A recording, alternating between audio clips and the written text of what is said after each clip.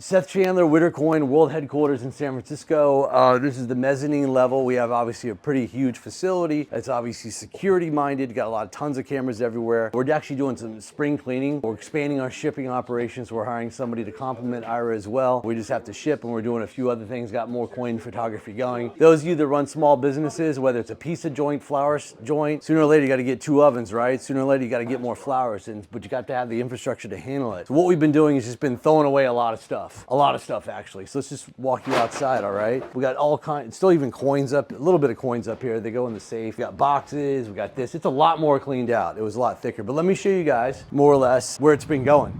Check this out over here. There's the dumpster right down there. So that's the whole big dumpster right there, right? It's a lot of stuff.